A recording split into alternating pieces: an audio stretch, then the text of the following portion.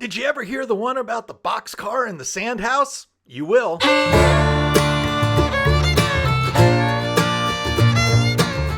Mechanicville, New York has been on my hit list for a lot of years, not just because it had the third largest rail yard in the United States, but that a lot of that history is still left to see if you know where to look. A casual visit to Mechanicville will show off some really cool spots like the old train station right downtown and XO Tower, the old interlocking tower that's being restored as part of a community project. Trains still roll by XO and the train station, both from Pan Am Southern and the Canadian Pacific Railway. But the real goodies, well, you gotta look a little deeper for those. The Delaware and Hudson and the Boston Maine both had engine facilities in Mechanicville. And if you take a really close look at the back of the yard, you'll find a lot of the B&M buildings are still there. The turntable and roundhouse are long gone, but most of the other structures still stand.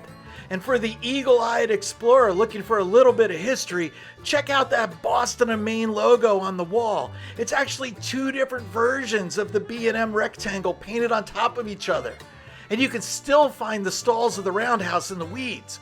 When I first started going up, the turntable was still there even though the roundhouse was gone.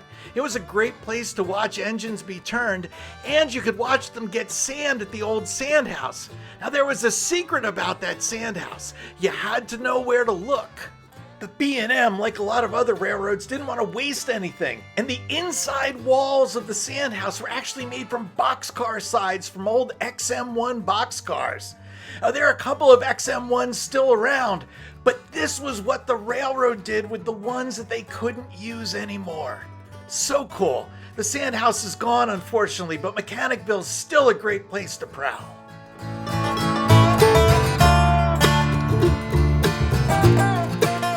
And I still miss that Blue Beetle. We had adventures.